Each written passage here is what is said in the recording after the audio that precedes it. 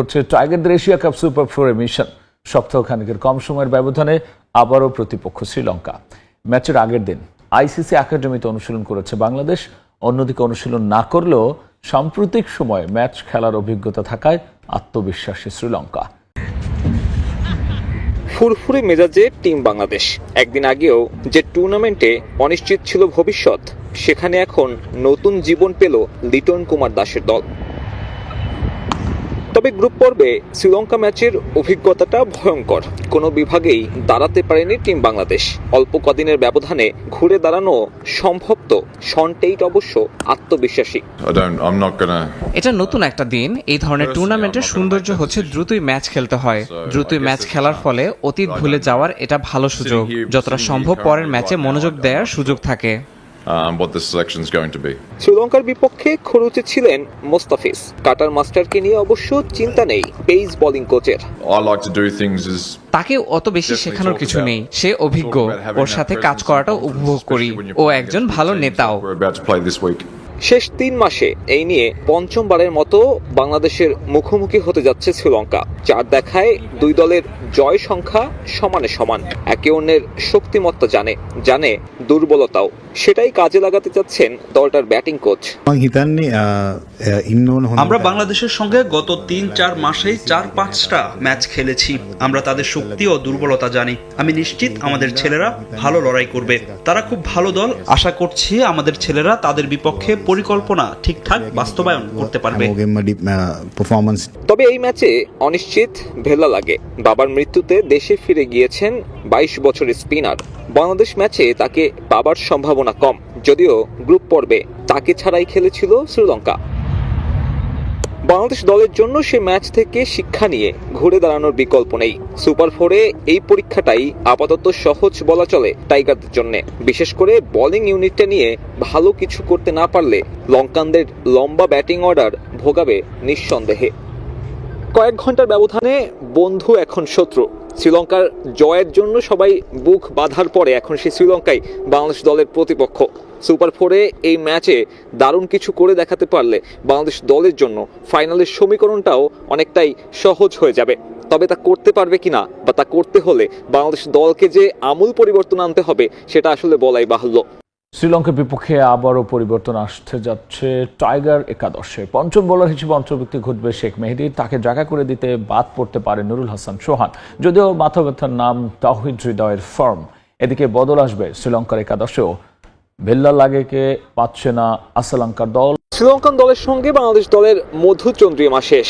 এখন লঙ্কানদের আটকানোটাই বাংলাদেশ দলের একমাত্র লক্ষ্য, এবং সেই বন্ধুত্বকে ইতি জানিয়ে বাংলাদেশ দল চাইবে এই ম্যাচে যতটুকু ভালোভাবে নিজেদেরকে সংশোধন করা যায় গ্রুপ পর্বের সেই তিক্ত অভিজ্ঞতা থেকে। এবং বাংলাদেশ দলে এই ম্যাচে নিঃসন্দেহে পরিবর্তন আসতে যাচ্ছে। বাংলাদেশ দল আগের ম্যাচে একটা বোলার কম নিয়ে খেলেছে, তবে শ্রীলঙ্কার যে লম্বা ব্যাটিং অর্ডার, সেখানে আসলে বাংলাদেশ দল নিঃসন্দেহে চাইবে আরো একটা পুরোদস্তুর বোলিং অপশন অ্যাড করতে। এবং সেক্ষেত্রে সব থেকে বেশি এগিয়ে শেখ মেহেদী। গ্রুপ পর্বে শ্রীলঙ্কানদের বিপক্ষে দলের অন্যতম সফল একজন বোলার ছিলেন, উইকেট পেয়েছিলেন। শ্রীলঙ্কার টপ অর্ডারকেও ভুগিয়েছেন। এই শেখ মেহেদীকে জায়গা করে দিতে বাংলাদেশ দল থেকে বাদ পড়তে যাচ্ছেন অন্তত একজন ক্রিকেটার, এবং সেটা হতে পারে নুরুল হাসান সোহান। নুরুল হাসান সোহান শেষ ম্যাচে ছোট একটা ক্যামিও খেললেও সোহানের যে রোলটা উইকেট কিপিং ব্যাটার, সেই রোল বর্তমানে অন্যান্য প্লেয়ারদের থাকার কারণে তার জন্য বাদ পড়াটার সংখ্যা সব থেকে বেশি। এবং তাওহিদ হৃদয়কে নিয়ে নানান সমালোচনা থাকলেও তাওহিদ হৃদয়কে যে টিম ম্যানেজমেন্ট পছন্দ করে কিংবা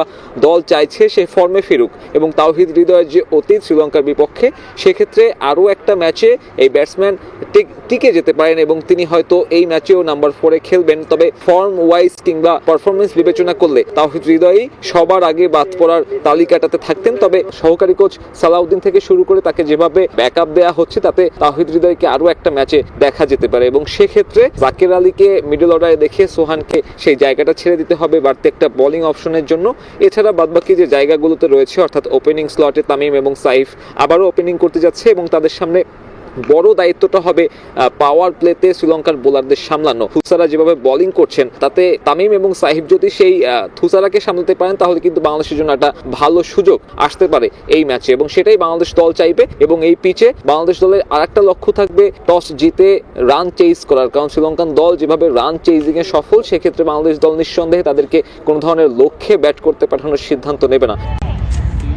অন্যদিকে শ্রীলঙ্কা দলে একটা পরিবর্তন অবশ্যম্ভাবী ভেলা লাগে, যেহেতু দেশে ফিরে গিয়েছেন এবং সে ম্যাচ ডেতে আবার দলের সঙ্গে অংশগ্রহণ করবেন, সেক্ষেত্রে তাকে এই ম্যাচে খেলানোর ঝুঁকি নিতে চাইবে না শ্রীলঙ্কান টিম ম্যানেজমেন্ট। সেক্ষেত্রে হয়তো থিকসেনাকে দেখা যেতে পারে শ্রীলঙ্কান বোলিং লাইন আপে।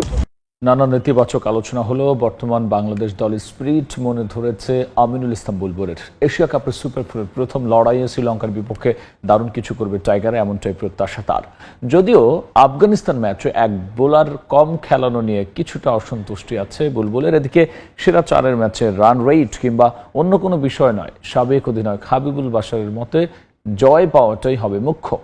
এবারের এশিয়া কাপের আগে টাইগারদের প্রস্তুতিতে বড় স্বপ্ন দেখেছে বাংলাদেশ। তবে হংকং ম্যাচে ভুল সিদ্ধান্তের পর শ্রীলঙ্কার কাছে হারে ভাটা পড়ে সেই স্বপ্নে। যদিও সেই দলটাই এখন সুপার ফোরে, তবুও নেতিবাচক কথা চারদিকে। সামাজিক মাধ্যমে চলছে ঠাট্টা, শ্রীলঙ্কার কাঁধে ভর করেই টাইগাররা সেরা চারে। তাদের বিপক্ষেই এবার প্রথম লড়াই লিটনদের। তবে যে যাই বলুক, এ দলটা আস্থা অর্জন করেছে বিসিবি বসের। লিটনদের নিয়ে বড় স্বপ্ন দেখছেন আমিনুল ইসলাম বুলবুল।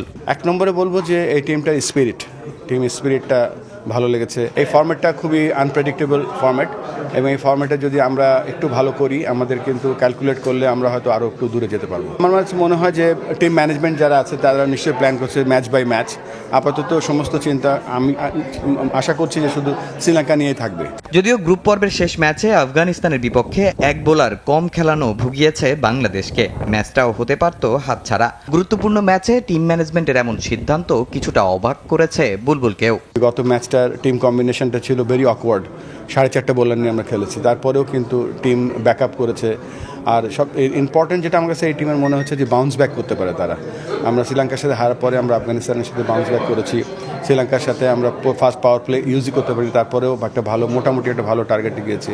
এছাড়া হংকং ম্যাচে রান রেট বাড়ানোর সুযোগ হাতছাড়া করায় জটিল হয়েছিল টাইগারদের সুপার ফোরের সমীকরণ। আফগানিস্তান জিতলে শেষই হয়ে যেত বাংলাদেশের সেরা চারে খেলার স্বপ্ন। সুপার ফোরেও রান রেট গুরুত্বপূর্ণ। তবে সাবেক অধিনায়কের চোখে সব হিসাব একপাশে রেখে মূল কাজ একটাই, জয়। লঙ্কানদের কঠিন প্রতিপক্ষ হিসেবেও দেখছেন না তিনি। আমাদের জন্য এখন এত রান রেটটা মাথায় রাখার কোনো দরকার নেই। আমি পার্সোনালি বিলিভ করি আমরা যদি সুপার ফোরে যাবো, we just need to think about winning the game. Run রেটটা পরে কী হবে সেটা পরে দেখা যাবে। সেরকম পরিস্থিতি ডেফিনেটলি বাংলাদেশ সুযোগ নেবে। শ্রীলঙ্কা দলটা আমাদের পরিচিত। আমরা এই টুর্নামেন্টের প্রথম ম্যাচটা হেরেছিলাম, কিন্তু তার আগের সিরিজটাতে কিন্তু শ্রীলঙ্কাকে আমরা হারিয়েছিলাম। টি-20 ফরম্যাটে 4টা বোলার নিয়ে খেলা একটু রিস্কি, আমরা সবাই জানি। সেই রিস্কটা দলটা নিয়েছে, সেই রিস্কটা কাজে লেগেছে, বাট সবসময় তো কাজে লাগবে না। আমার মনে হয় যে কন্ডিশন অনুযায়ী 11 করা হয়, তার উপর ডিপেন্ড করে আসলে টিম নিশ্চয়ই সেভাবে চিন্তা করছে। এবার দেখার পালা শ্রীলঙ্কার বিপক্ষে লড়াই দিয়ে শুভ সূচনা করতে পারে কিনা টাইগাররা।